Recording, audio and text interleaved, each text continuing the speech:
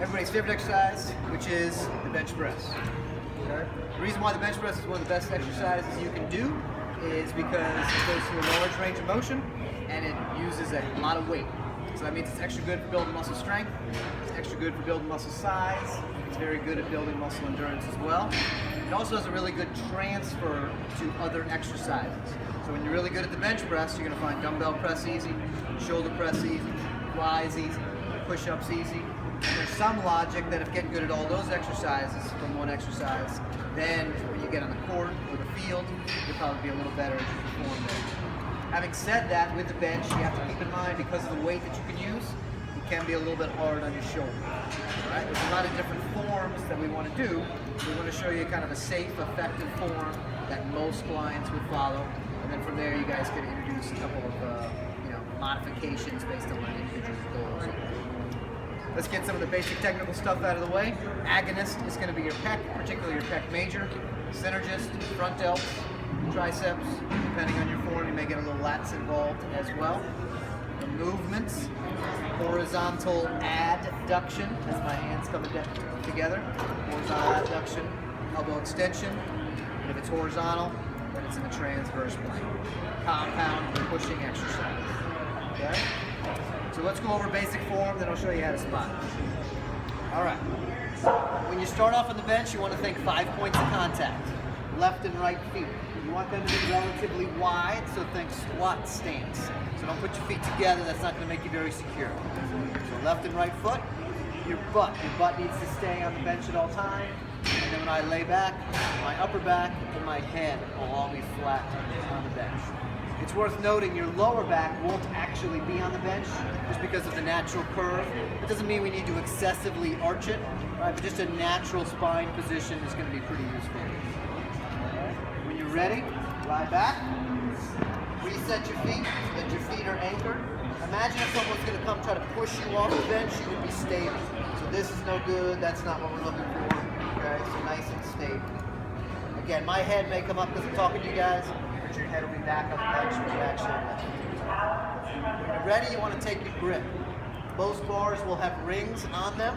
They're supposed to be 81 centimeters wide, but every bar can be a little bit different. It can be a good visual.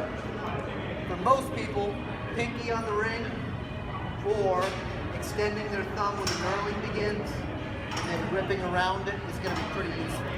Ultimately, what we want is a 90-degree angle between my forearm and the bar.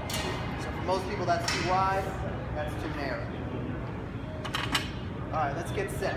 For body position, you want to position yourself so that your eyes are under the bar. Put your eyes directly under. If you're too far this way, when you lift, you're going to bang into the safeties. If you're too far this way, heavy weight, it's going to be a hard time getting yourself to lift off. Okay? Eyes right under the bar. I'll go pinky on the ring. Wrap your thumb around. You don't want to do what's called an open or suicide grip. The bar can slip out of your hand there. Unless you're super advanced, you can't really suggest. First, you want to do a lift off. Breathe in, take the bar out, and start with your arms straight. Now I'm ready to go. Most people will take another breath at this juncture. Breathe in again, come down. I want to softly touch my chest, kind of bottom of chest, lower sternum.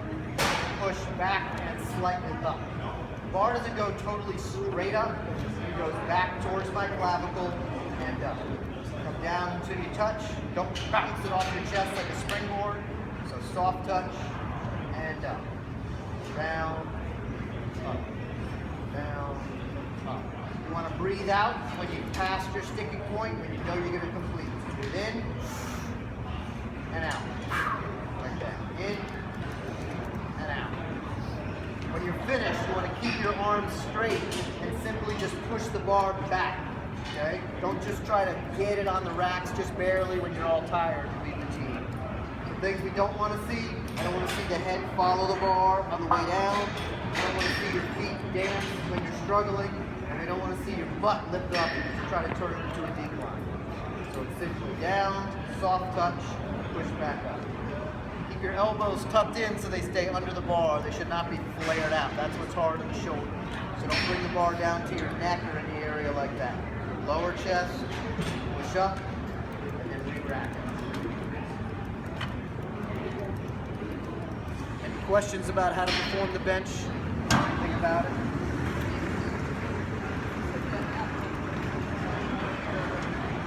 If your shoulder's too far out, so if I look at you from a bird's eye angle, you should not be at 90 degrees. Okay, we're looking for a tucked position, which generally means that humerus is 45 to 60 degrees. This would be all the way tucked in. Okay, this would be 90, so 45, 60 degrees, somewhere in this range, like that. That's what we need to tuck. And that will happen when you bring the bar down to the bottom of your chest. If you bring it too high, that's what's hard to shoot. But we do want you to touch the chest. Don't stop short. Don't think you're only going to come down to 90 degrees or anything like that. That's if you're doing this. You don't do that in the first place. This is a totally natural human range of motion right here.